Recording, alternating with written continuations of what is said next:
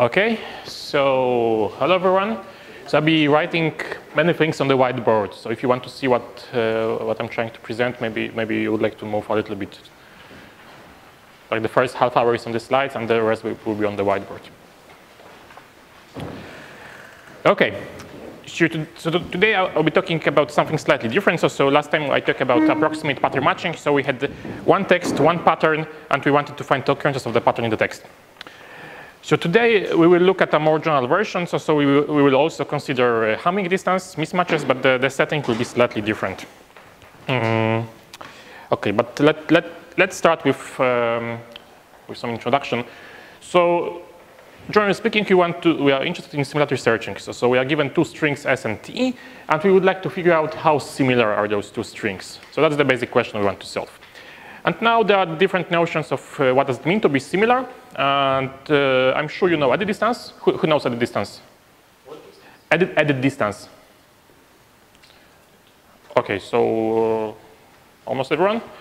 And you also know longest common subsequence, right? And you can also consider edit distance with some weights. So you can say that inserting a character costs you that many, and deleting a character costs you that many, and so on and so forth. So you have different costs for different operations, right? And you can adjust that. Okay, and you all know this quadratic time algorithm for computing edit distance and longest common subsequence, right? I'm sure you have all seen it many times. I'm not going to show it again. It will be very boring. So then there was the question whether you can do better than that, whether you can design a sub-quadratic algorithm for the distance. And there is a very old algorithm, I don't remember the year, so you can actually solve the problem edit distance and longest common subsequence in time n squared divided by square of log.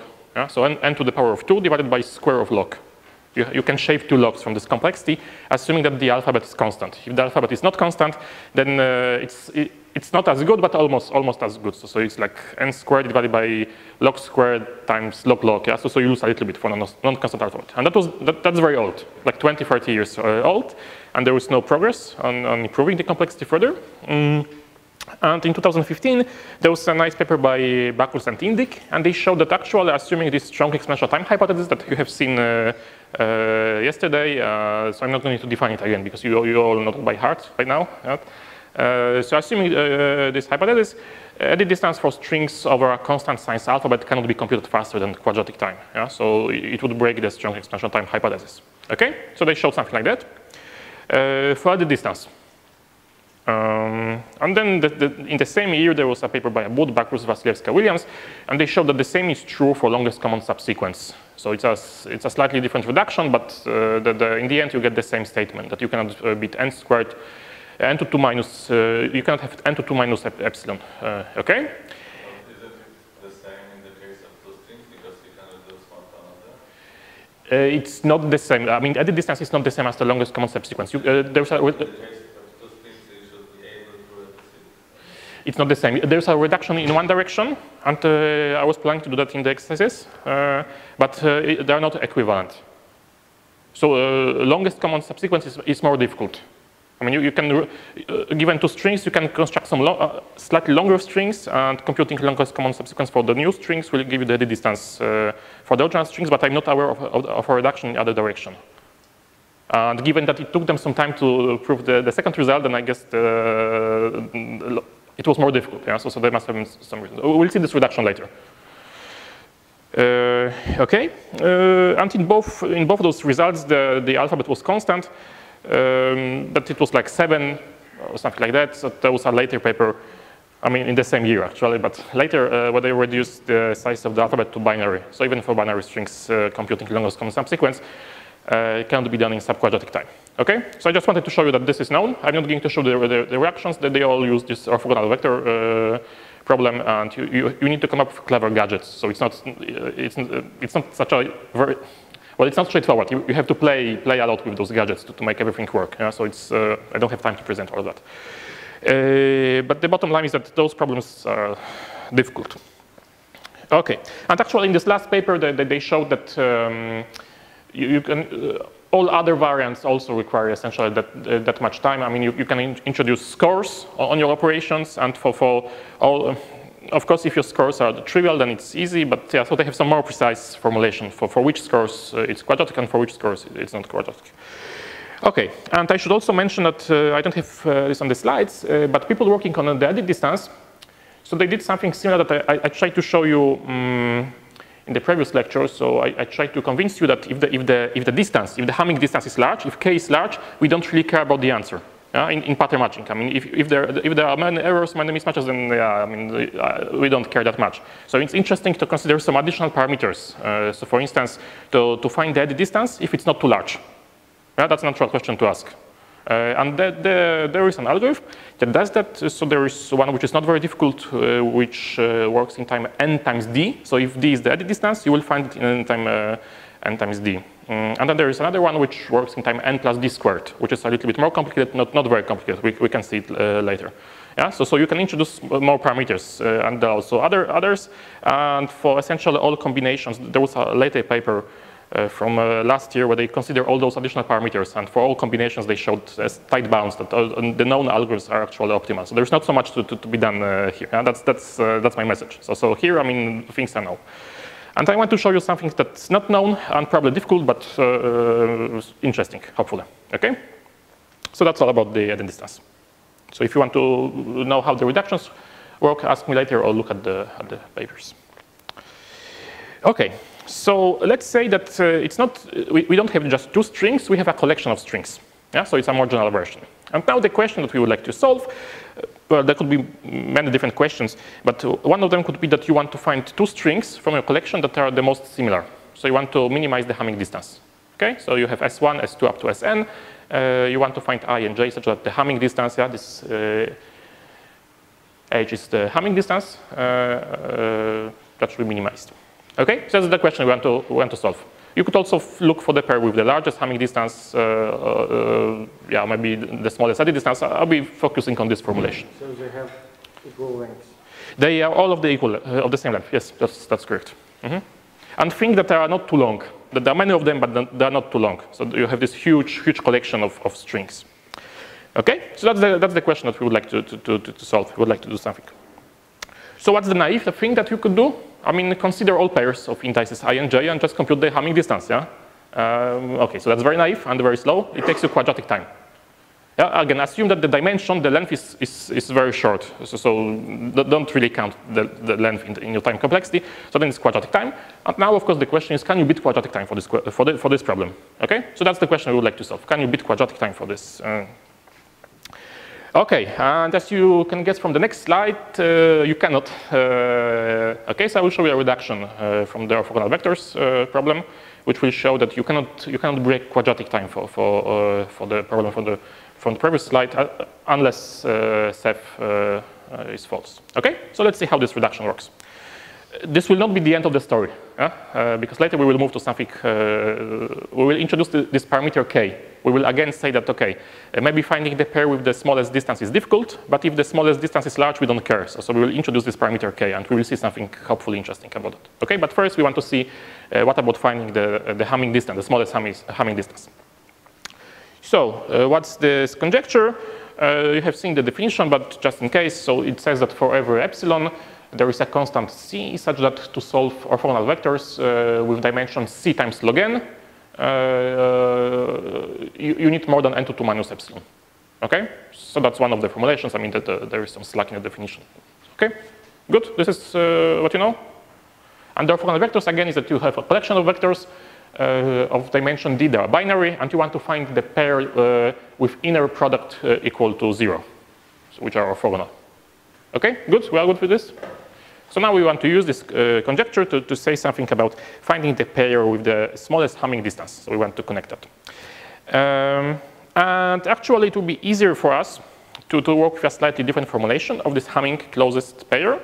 So instead of saying that we have one collection of strings, I want to say that we have two collections of strings, red and blue, or your favorite colors. I don't know what are your favorite colors.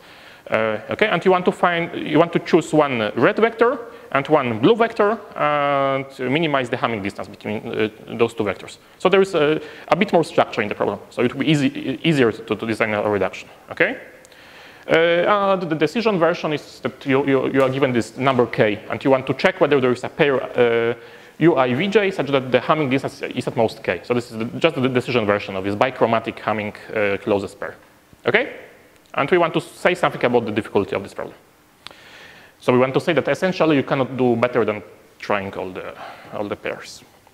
Okay, so what do we need to do? We need to take an instance of orthogonal vectors problem, and we need to reduce it to our problem. And in the orthogonal vectors, we can also assume that it's bichromatic. We have two collections. That's the input. We have two collections of vectors. So that's why I wanted to have bichromatic version of this Hamming distance. Okay. Okay. So let's do this reduction. So we have two collections of vectors, and we have this dimension d, and we want to connect it with Hamming distance. So the first observation is that here we are looking for the closest pair, so with the smallest Hamming distance, but actually we could as well talk about the largest Hamming distance. That's equivalent. Why this is equivalent? Because you can take all those vectors u, and you can flip the bits in each of them. And then if the Hamming distance was 7, now it's d minus 7. Okay, and it works in both directions. So you reduce closest to furthest and furthest to closest. So you can choose whatever version is good for you. But here observe that you lose the parameter k, which was the bound on how, it might be the case that in your original instance you were looking for very, very similar vectors, and now it's not longer true. So you lose k at this point, but okay, we don't care about k yet. Okay. Mm-hmm.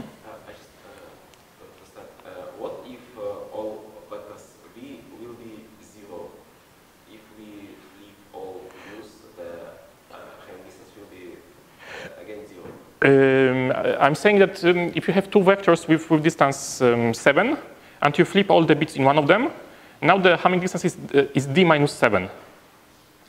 But if the second vector contains all zeros, yes, this product will be still zero. This is not the product. We are looking about. Sorry. Yeah. I want to change the definition of a problem that I'm reducing to. But you're right, otherwise it would be completely false. Okay? So only now we take an instance of orthogonal vectors. Yeah, so the first step was for this Hamming pair. Now we take an instance of orthogonal vectors.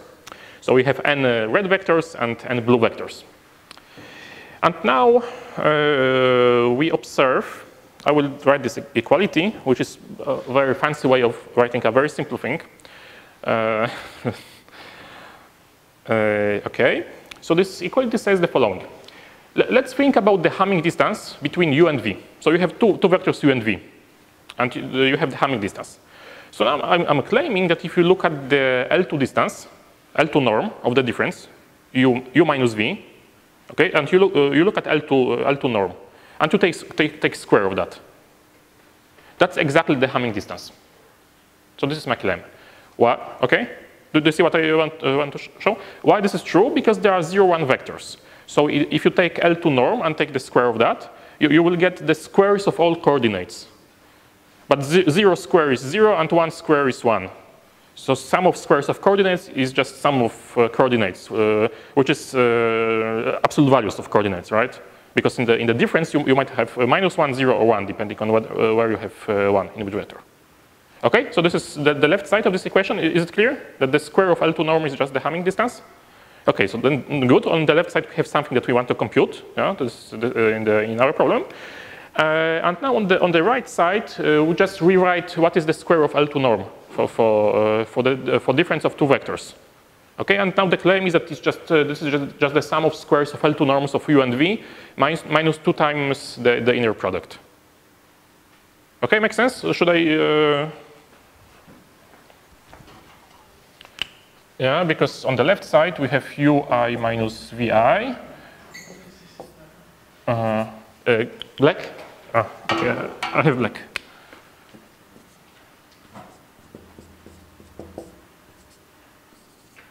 Yeah, so that's the left side.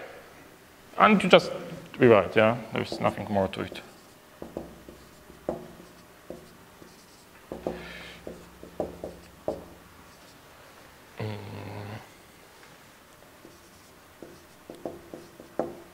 Okay, we are not doing anything else. We have used this simple equation on the previous lecture. This is one trick, and you use it again and again. Okay, so we have this equality. And now what does it give us? Well, it connects the inner product with Hamming distance. Yeah, because on the left side you have the Hamming distance between two vectors. And on the right side you have the inner product, but you also have the square of L2 norm of U and V. Yeah, so it's moved a little bit, but there is some connection. Okay, make sense? So this is a cute trick. And now there is a second observation, second trick. So the squares of L2 norms of U and V, this is annoying. We don't want that. If we could somehow remove them, we would just connect, the maximum inner product with the smallest Hamming distance. Yeah, and that's essentially what we want. So we would like to somehow remove them. So the observation is that we will take vectors, all red vectors, with the same number of ones. So we take all red vectors that contain exactly alpha ones. So the square of L2 norm is exactly alpha for those vectors. And we forget about the remaining ones for the time being.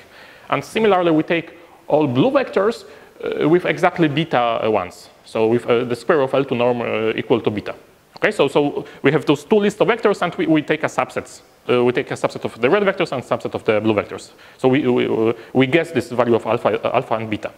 And now I'm saying that now if you take those two collections of vectors and you compute the pair of vectors with the largest Hamming distance, that's exactly the same as the pair with the smallest inner product, because of this equality, right?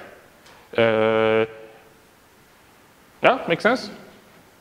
Because the squares of L2 norms are the same for every vector U in one collection and every vector V in the other collection. Yeah, so if you want to maximize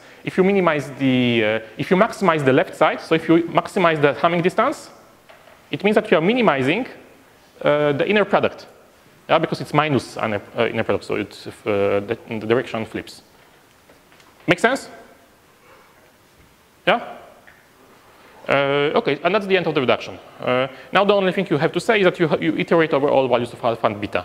Because, I mean, you don't really know. I mean, in the original instance, you have vectors with different L2 norms, and you don't know which pair achieves the largest Hamming distance. So you just have to iterate over all values of alpha and beta, and for each of them, you create an instance of your problem, of your Hamming, largest Hamming distance problem, and you solve that. Okay? D is like log n, C times log n. This is very small. Like in these orthogonal vectors, log n. I mean, you have to say C log n because otherwise some weird things happen, but essentially it's log n. So multiplying the complexity by log n, it's completely fine. Okay, you don't lose a lot by that. Okay, good, makes sense. So it's a simple reduction. I think it's a nice trick. I mean, simple but not nice. And it means that essentially we cannot beat quadratic time for the Hamming distance. So again, here we reduced to largest Hamming distance, but by the first observation we can then reduce to smallest Hamming distance. Okay? So then it shows when you plug in the parameters from the orthogonal vectors, you will get that you cannot hope to get n to 2 minus epsilon times 2 to small o of d algorithm. Yeah, so essentially it means that you cannot hope to beat quadratic time for your problem. Where is this 2 power d comes from? It means, because here I multiply by d squared, and I need to somehow hide it somewhere. So I need a slightly different formulation of orthogonal vectors. This is the same. This follows also by the same argument that in orthogonal vectors you can allow the dependence on the dimension to be 2 to small o of d, and it's still the same. Okay, so it's just a different formulation of orthogonal vectors, but that's the same problem. Okay, make sense? Who can see what we did? Okay, good. So that was a conditional lower bound. But no, that's not the end of the story. I like upper bounds. And yeah, so when you have an conditional lower bound, you know where to search for better upper bound, or the other way around. I don't know. So now what you can do? Well, now you could say. So first of all, this lower bound really says something about a data structure problem. What is the data structure problem? It's that you are given a collection of strings, S1 up to Sn, of the same length D, and you want to build some data structure for those strings, so that later, given another string P, you can find the string in your collection that minimizes the Hamming distance to your query pattern. Okay, so you have a bunch of strings in your database, and later you get a query, and you want to find a string in your database with the smallest Hamming distance to your query. Okay, so that's a data structure version of this question. So if you can design a good data structure for this question, you can solve this bichromatic Hamming pair. Okay, but the data structure it's more general. Okay. So now we know that by the previous slide we know that for such a data structure, either the construction time or the query time must be large. So we know that we don't know anything about the size of the structure. This is not strong enough to say something about size of the structure, because usually you care about the size of the structure and the query time. Here we can only say something about construction time and the query time. But still, it's some kind of message that either you spend quadratic time in the preprocessing stage, or the query will be linear. That's what you get. Yeah. So the message is that you cannot do anything very, very interesting. I mean, you can maybe shave a little bit, but not a lot. Okay. But now, actually, so we go back to this parameter k, and now the question is, do we care about the answer where the answer is large? I mean, if all strings in your collection are very different from your pattern, then probably you don't really care about finding the one with the smallest distance. So you introduce the parameter k, and now so your structure is built for this parameter k. It's fixed in the construction stage. Yeah, so you are given this collection of strings and the parameter k, and you should implement queries. Find string in my database, which is at Hamming distance at most k. Maybe you want the one with the smallest k, with the smallest Hamming distance, and it doesn't really matter. Okay, so that's what we want to solve. Make sense? Mm-hmm. Sorry, in the previous part, you said that we either have a large construction time or query time. Yeah. But can we construct the structure in quadratic time and have better query time? I don't know. Okay, because it's not. I don't know. So we don't know how to do it. Maybe it's known, but this argument doesn't exclude that. Yeah, it will be weird, but I don't know whether it's whether you can show it. Okay, so now I will show you a cool data structure which does something non-trivial for this indexing with k mismatches. Okay, so for the remaining time we will focus on that. And before we move to the data structure for larger values of k, then spend 1 minute thinking about k equals 0. So if your k is equal 0, what could you do? Is there anything interesting to do?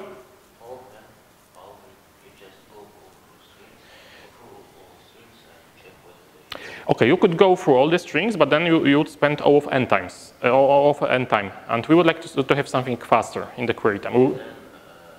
Sort strings, mm-hmm.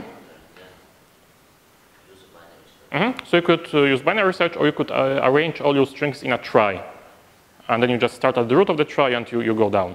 So for k equals 0, you can have O of d time with a linear size structure. Okay, so that's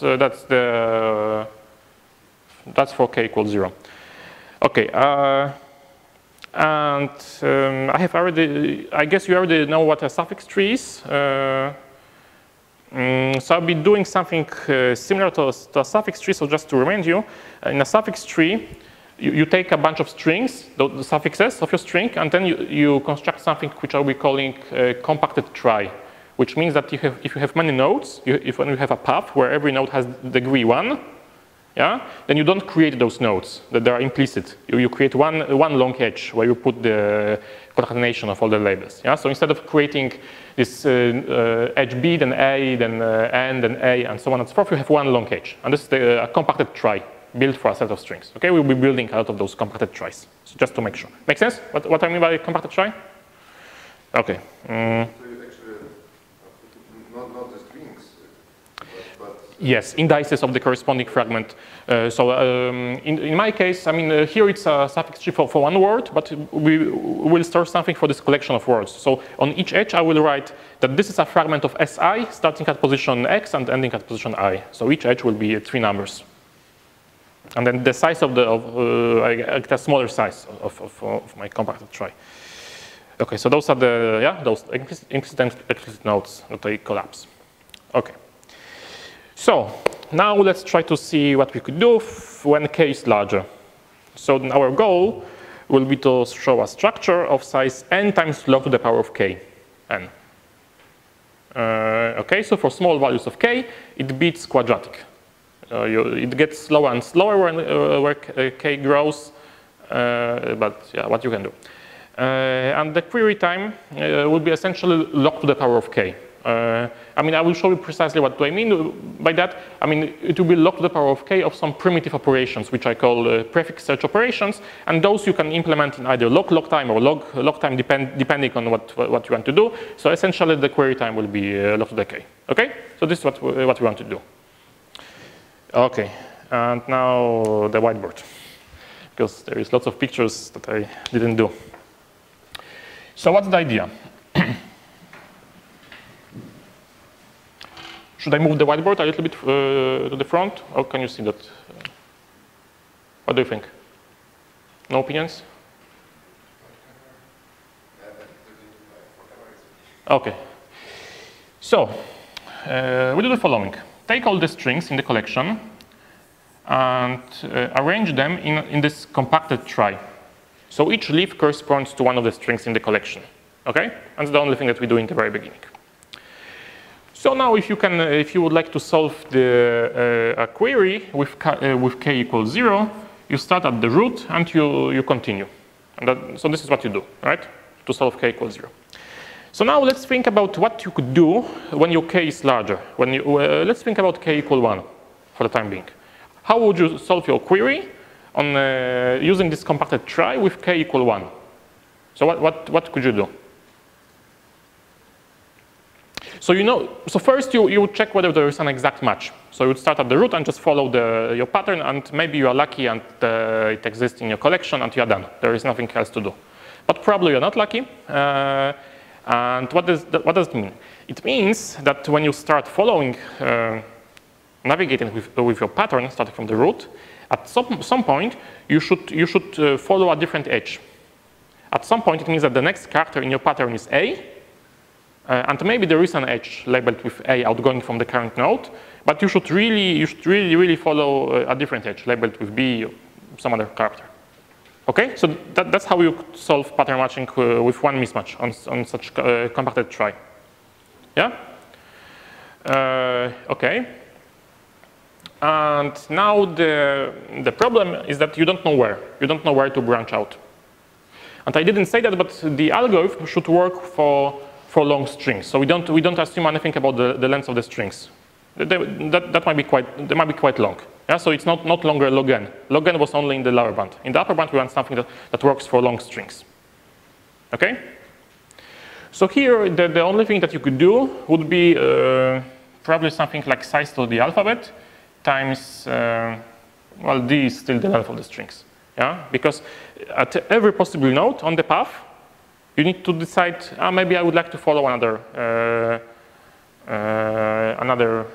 no, sorry, this is not correct. Sigma times d probably, yeah? You just try all positions in which Yes. Yes, and try a different character and then continue. Okay, so for k equal 1, this is not so bad. But when the value of k increases, you can see that you will get exponential behavior. Yeah? So you will get essentially sigma to k. Yeah, more or less. Also d to k. Yeah. I mean, maybe not to the k, but there will be some dependency. I mean, it depends how exactly. You would get sigma to k times d, I think, if you do it carefully. Because that's how many times you branch. Sigma to k is how many times you branch, and yeah. Okay, so make sense? So we want to do something better. So we think that the alphabet is it's general alphabet. So sigma could be up to n. Yeah. Okay. So what we can do? We don't know much about our tree, so it could be quite deep. Yeah. That we don't want to assume anything about the depth of the tree. And if we are lucky and the depth of the tree is small, then maybe we can do something better. Maybe our life would be simpler. I mean, if the tree is shallow, then it should be simpler. So somehow we want to take our tree, which we don't want to assume anything about it, and modify it so that now the depth becomes smaller. Okay? Like that's the intuition. That's what we want to do. I'll be more precise in a minute. Okay. So we do the following. There is this technique which is called heavy path decomposition. Have you seen it? Heavy path decomposition? Some people have. Okay, so how does it work?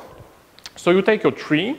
So essentially it's a method for taking a tree where the depth could be large and producing another tree where the depth is logarithmic. So it's like something like that, okay? What does it mean precisely? So you take a tree and for each node you compute the size of the subtree. For each node you compute the size of the subtree. And then each node selects the child with the largest size of the subtree. Okay, so at each node you look at the sizes of the subtrees rooted at tridwen and you choose the larger one. Okay, so that's what you do with the whole tree. So what do you obtain after such a procedure? You decompose your tree into paths because each node selects one child with the largest size. Okay? A leaf doesn't have any children, so there is nothing to choose from, so that's the end of the story. Okay? So you decompose nodes of the tree into a collection of paths. And now what's the nice, make sense? This decomposition? Yeah? So this is, there's a node U, and tridwen V1 up to Vk, and we choose Vi with maximum size of Vi. So size is the size of the subtree. Okay, so that's what we do. And now I'm saying that gives you, starting at the root, you will have one path. Yeah, because the path selects one child and that child selects another child and so on and so forth. So you will have one path starting at the root. And then some things will be attached to the root. I mean, those are the remaining children of the root, and you will have paths starting at those remaining children. Yeah, because each of them again selects one outgoing edge, one child, and you continue. Okay? So we'll have path starting here and there, and so on and so forth. So you continue this process. Okay, does this make sense? How this heavy path decomposition is defined? So it's a very usual trick in data structures. So if you want to do something with trees, the first thing you say, or the second thing you say, is do the heavy path decomposition. There are different versions. So that's one version. Okay. So now, what's the nice property of this decomposition? The nice property of this decomposition is that if you look at a node somewhere here. So let's say that it's a leaf. Let's say that it's a leaf. And now so you look at the heavy paths above this node. Okay, so there is this node U. So it lies on some heavy path. This heavy path has its I will be calling this the head of the heavy path, like the first node. And then the parent of the head belongs to a different heavy path. Yeah, because that's the first node of this heavy path. And then you go up again, and that's the head of the next heavy path, and its parent is on a different heavy path, and so on and so forth.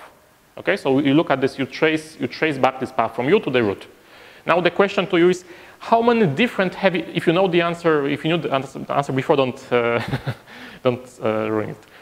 So how many different heavy paths you might see on this path from U to the root? You might see many nodes. Yeah, because I mean you will see that many nodes. I mean, you could be somewhere deep in the tree, and you will see all the nodes. But how many distinct heavy paths you will see on your way up? Increase the size of the subtree by 2. Yes, very good. Yes, very good. Okay, so whenever you change your path, your heavy path, the size of the subtree increases by a factor of 2 or even more.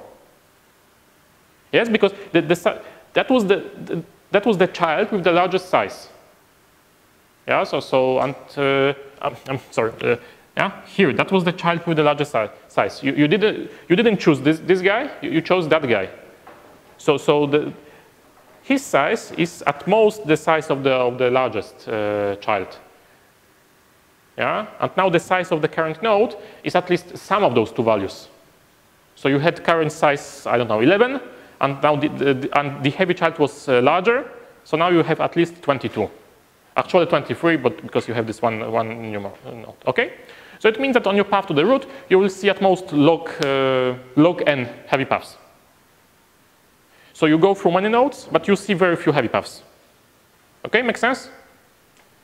And then it means, how do you use it? Usually, you need to design a procedure which, so quite often you want to do something with the whole path, from you to the root.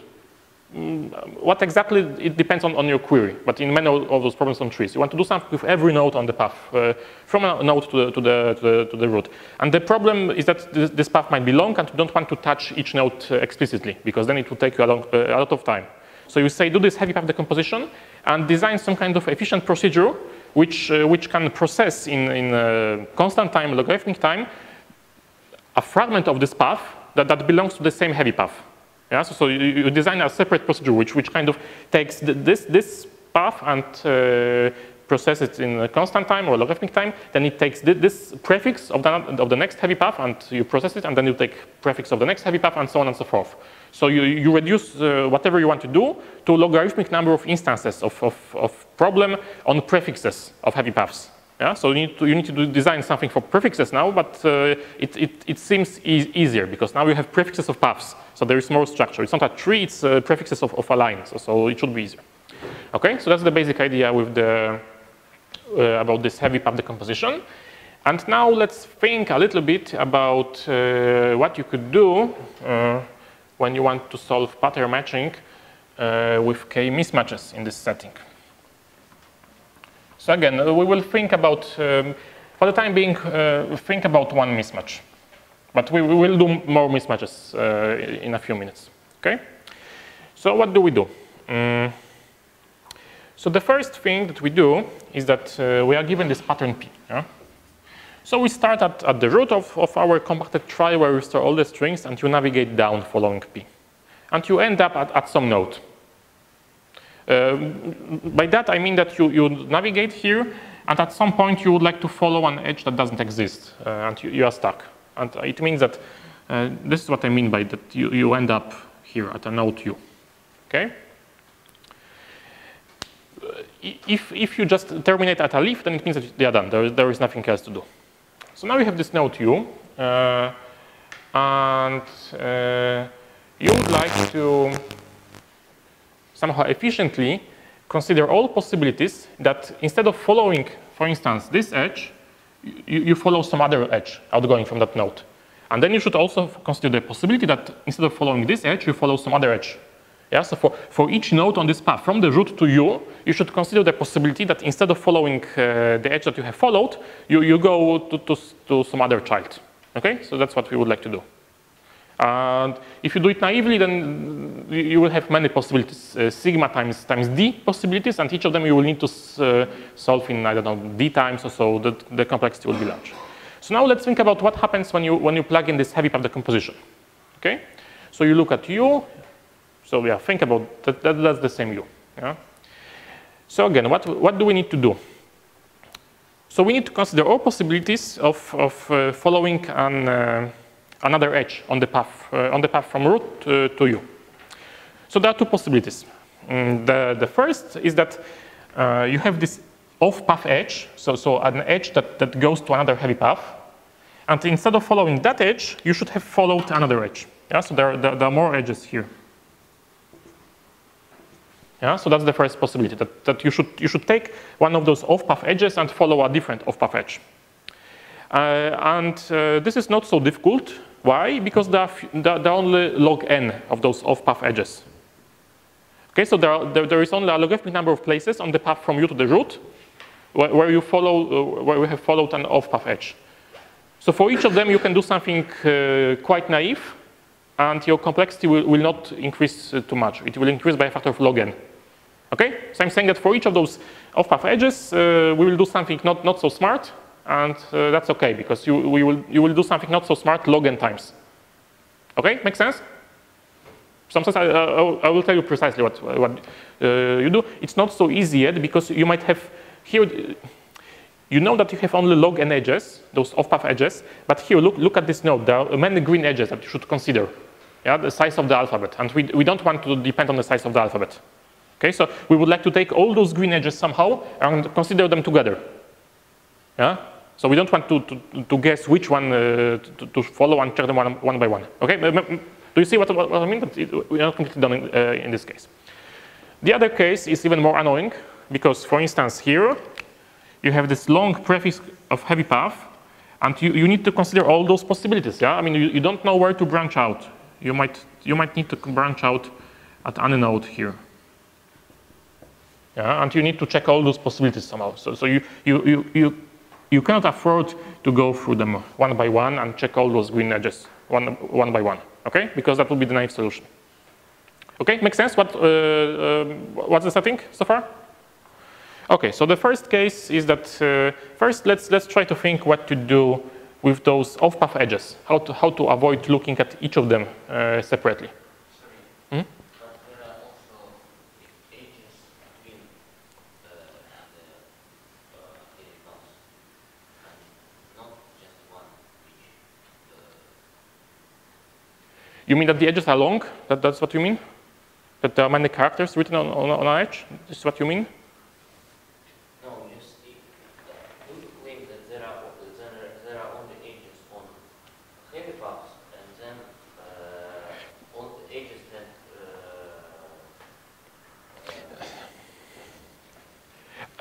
I'm claiming that on the path from U to the root, there are two types of edges.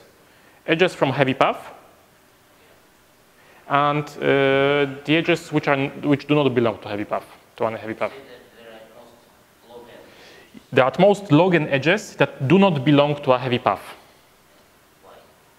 Because when you go up, whenever you follow such an edge, which is not an edge from heavy path, the size of the current subtree increases by a factor of 2. Okay, that's what. Yeah, I didn't want to.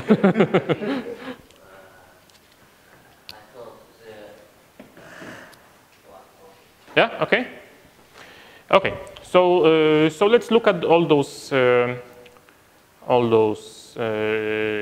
green edges, and we would like to somehow consider all of them in a single try. Okay. How to do that?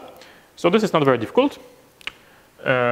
So here you have all the subtrees that are rooted at those non-heavy children of. Let's give this node a name with V.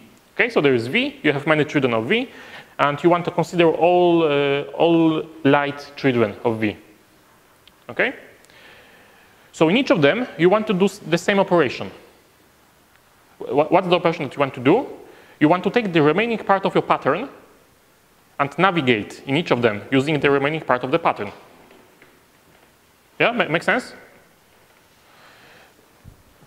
Because you're saying, maybe the mismatch is here, so it means that I should follow a different edge instead of my edge. So here I should continue with the remaining part of the pattern, and here and so on. Okay? So it's kind of stupid to do that in each of them separately. So I'm claiming that you can take all the subtrees, which are rooted at children of V, and kind of overlay them with each other. So compute a union of those compacted tries. Okay? So you take all those trees rooted at children of V, and you merge them together. You just overlay them on top of each other. So let me define what I mean by overlay. Okay, I need a good example. So let's say it's A, B, C, and here it's A, D, and B, and something else is happening. Yeah, and you take those two trees and you merge them, meaning that you will get something like A, B, D, and here you will have C and B.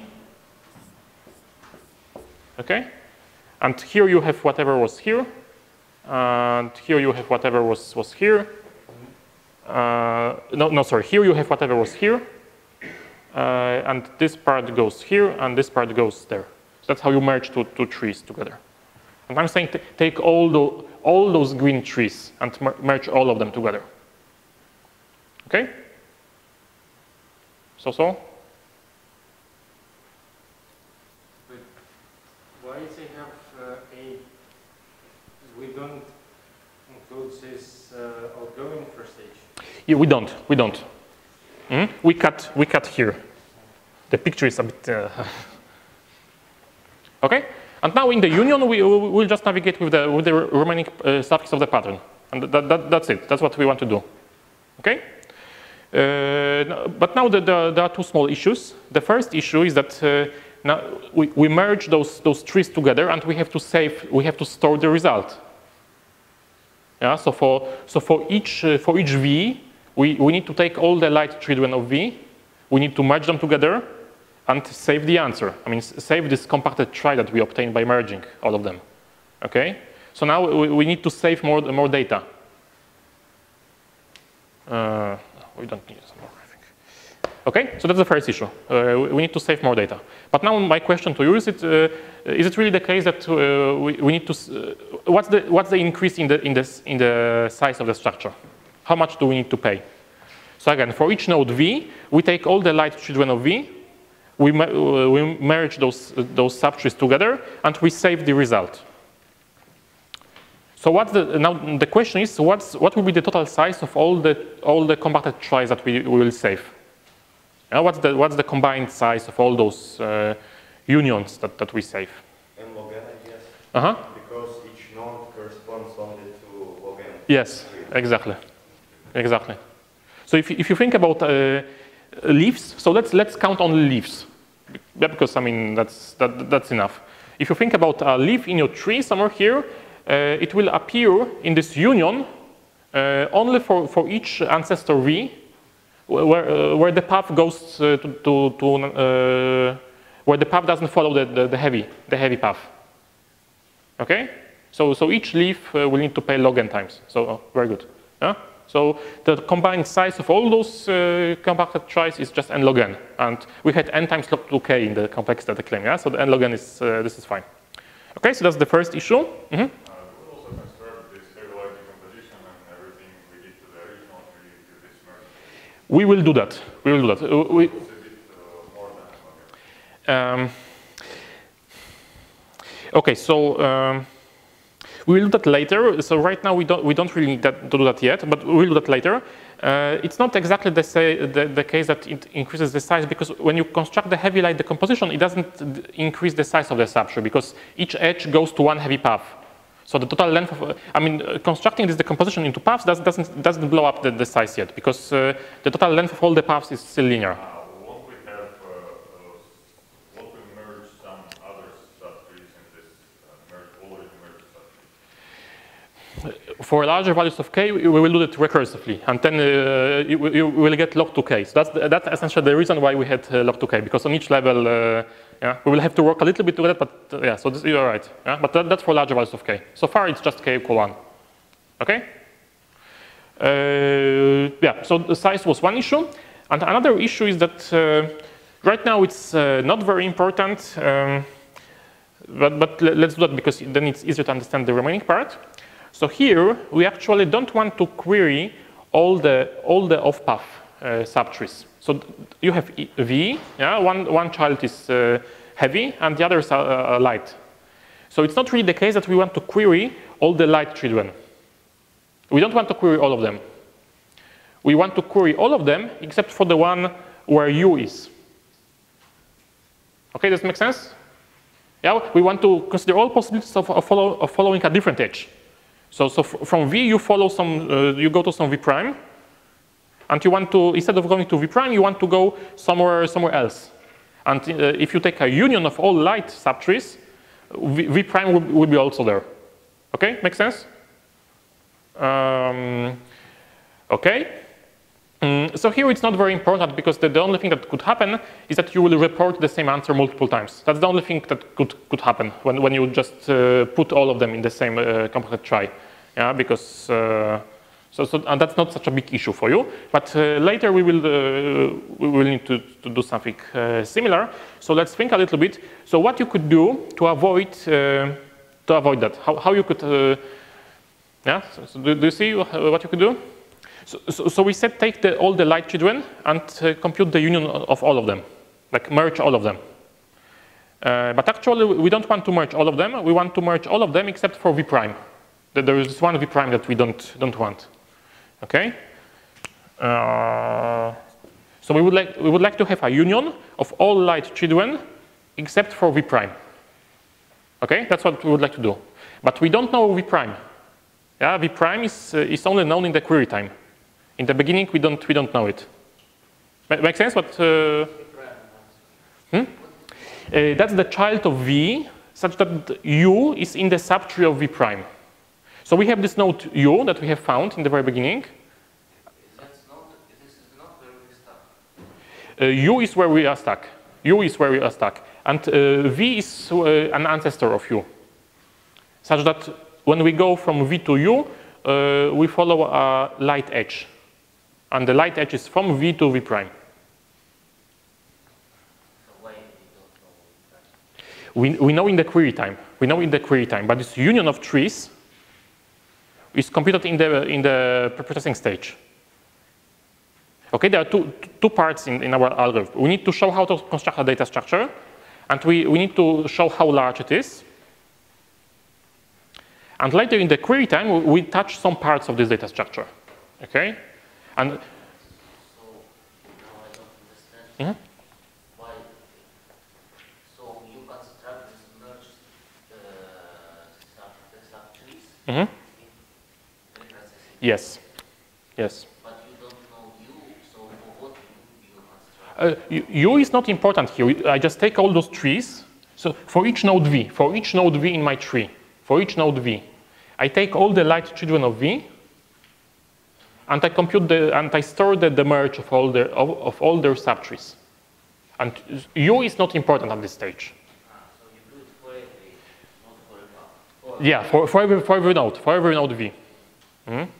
And we claim that it's still n log n, even though we do that for each node v. Okay? Yeah, so we would like to have a union of all light children, but not v prime. But we don't know v prime in the v prime could be anything. So we cannot really store something for each possible v prime in the processing stage. So do you see what you could do here? Why we would like to remove v prime? Because otherwise we might report the same answer multiple times. So for instance, it could happen that if you use this method, right now it's not so important, but later it could be the case that you have an exact match, like you have an exact occurrence. So let's say that you want to report not just one string in your database, but all strings at Hamming distance at most 1. Okay? So now you have an exact match. So there, u is actually a leaf, but by using this method, you will report the corresponding string as a string with Hamming distance 1. Okay. Yeah. So you will report the same string many times with different, and that's maybe not what you want. So it's not crucial at this point, but it shows one trick which is used later. Okay. So what you could do here? You don't want to construct a union of all the light children of V because there are too many of them. You don't want to construct a union for every V prime, because again, then you would have too many unions. So what you could do? Maybe you see this. Yeah, so that's one thing that you could do. Yeah, take all the light children.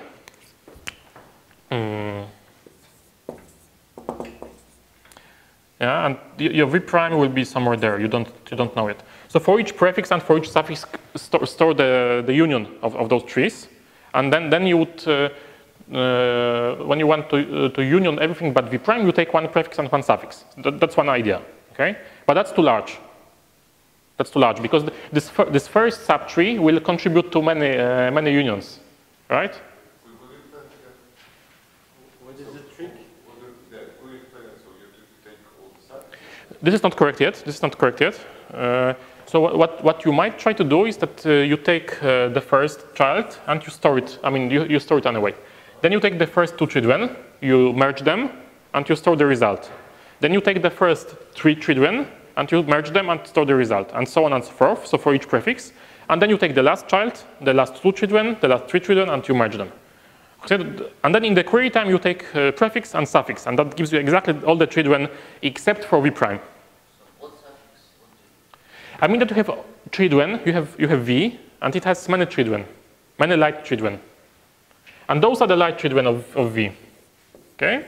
This is v, and those are the light children of v. So you take the first child, and the first 2 children, and the first 3 children. That's what I mean by prefixes. Prefix of the sequence of children. Cumulative sums, yeah. Okay, and you store the union of the first 2 children, and the first 3 children, and so on and so forth. And also in the other direction, the last 2 children. Yeah, okay? And then in the query, you would take a prefix and a suffix, and you would query them separately. Mm-hmm. How will you descend such a tree? I don't really understand. You have very much possibilities, which v prime is. How do you descend the tree? So when you want to query, in the query time, you get to know v prime. In the query time, you know v prime. So you would take prefix consisting of children before v prime, and you have a merge of all of them. You have a merge of all of them. And there you just follow the path labeled with the remaining part of your pattern. So you just follow one path there. And you take the suffix consisting of all children after v prime, and you store the merge of all those subtrees, and you navigate with the remaining part of the pattern. Okay, make sense? So we just do 2 times. You do 2 times, yeah. But the size, which is good, but the size is too large. We are not done yet because the size is too large. Why? Because, for instance, this first tree could be very large. Yeah, and then you store it. Well, you need to store it. Then you compute its merge with the second child, and again you pay again, and you merge with the third child, and you pay again, and so on and so on. Yeah, so you pay the size of this first child many times. Okay, so this is yet not good. Okay, so do you see something?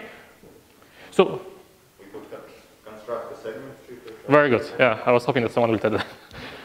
In this construction, every bit can be in like size of the alphabet log n subtrees. Yes, yes. And we assume that the size of the alphabet is large. And here there was an idea that you use this segment tree. Let me just, some of you have seen it. And we'll take a break, I guess, after that. So what you do is that those are the children. I need 8, right? So I compute the union of the first and the second, and I store it. I compute the union of the third and the fourth, and the union of the next 2, and I cannot count, as you can see now. Okay, so you compute the union of each pair, as I have shown you. Then you take the first 4, and you compute and store their union. And you take the next 4 and construct and store their union. And you compute and store the union of everything. Okay, so that's called the segment tree. I mean, you could call it segment tree. And now, when you want to query everything except for v prime is a child, then you look for your v prime here, right? And which structures you need to query? You need to query this structure, you need to query this structure, and this structure. And you can see that it covers exactly the prefix up to v prime and the suffix after v prime. Okay? Make sense how this binary decomposition works? So you cover what you want to query with logarithmic number of points. Yeah? Log of sigma, actually, because that's how many children you can have. Log sigma, which is at most log. Okay, so that's the trick here. And after the break, we will use the same trick to deal with those prefixes of heavy paths. So we will do something similar for the prefixes of heavy paths yeah, because there were 2 cases. Either we should follow some other edge at node v, yeah, such that you follow an off-path edge, but you also had those long prefixes, and we had to design 2 separate mechanisms. But this trick will turn out to be useful both of them. Here there is one small issue though. So we know, so maybe you can think it over coffee. We have log and heavy paths. Yeah, we have log and heavy paths. And in each of them, you will pay n, but not v prime. And that you do by looking at your segment tree, at this binary decomposition, and you cover what you are interested in, but with a logarithmic number of points. Okay, so overall, you will need to pay log times log in the query time. And I promised, on the slides, I promised 1 log for equal 1. So either I lied or something is, you need something slightly different, okay? So maybe you can think about it during the break, and then I will show you. Okay, and we'll continue with this.